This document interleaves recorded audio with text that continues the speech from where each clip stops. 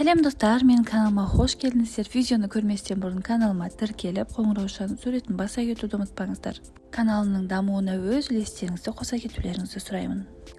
Бастан күн өту және ыстық өту қалай іске асады? Бастан күн өткен немесе ыстық өткен адамға қандай алғашқы көмек көрсетсе болады? Осы және өзге де қызықты сұрақтардың жауабын видео барысында көретін боласыздар. Күн нұры өзіне жеңіл-желпі қарайтындарды жақтырмайды және ұзақ уақыт жағажайда жату немесе ыстық күнде қалада ұзақ уақыт қыдыру рахат сыйлаудан бұрын үлкен мәселе тудыруы мүмкін. Денеге күн өту біз ойлағаннан да тез іске асады, ал денсаулыққа біршама зиян тигізеді екен. Кейбір жағдайларда науқасқа жедел түрде ауруханаға жатып, ұзақ уақыт емделу қажет болып жатады. Бастан күн өту және ыстық өту қалай іске асады? Ыстық өту ағзаның қызуының нәтижесі. Мұндайға жазда ғана емес, кез келген жыл мезгілінде ұрыну қаупі бар.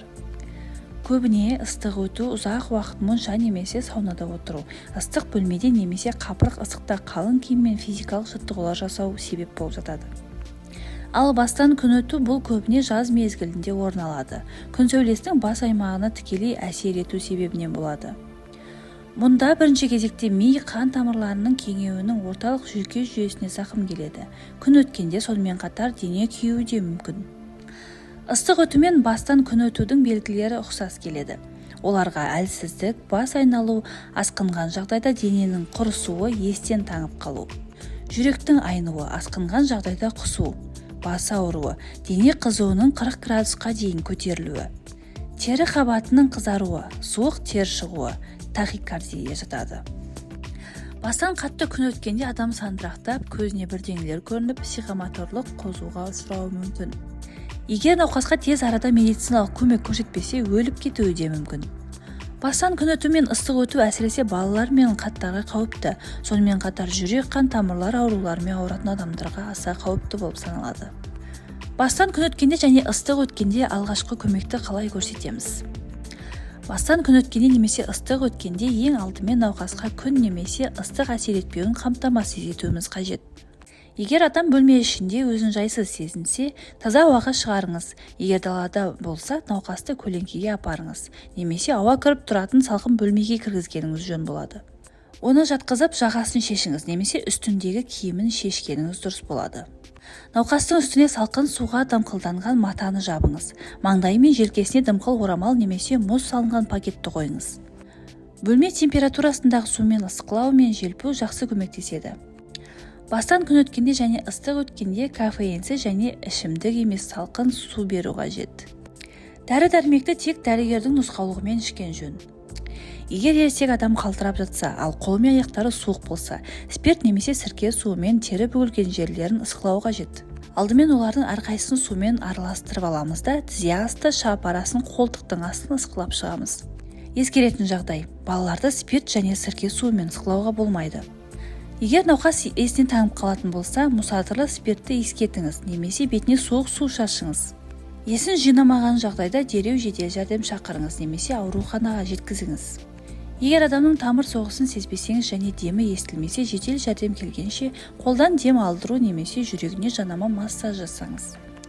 Бала, жасөспірім немесе жүрек қан тамырлар ауруларымен ауыратын адамдардың басынан күн өтсе немесе ыстық өтсе, дәрігер шақыру міндетті. Алғашқы жәрдем көрсетіліп, адам есін жиғаннан кейін оны дәрігерге міндетті түрде көрсетуі тиіс. Бәлкім оған бірнеше күн үйде жату керек болатын шығар.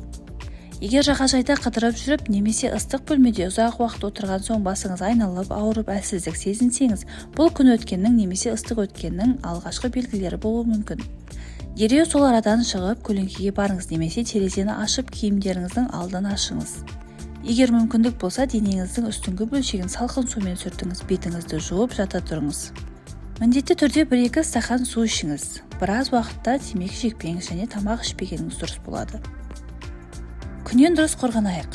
Бастан күн өту мен ыстық өтудің алдын алу үшін күн сәулесі аса қатты белсенді кезде далаға, жағажайға шықпау керек. Ауа кірмейтін ыстық бөлмелерге кірмеу және адам толы қоғамдық көліктерге отырмаған жөн болады.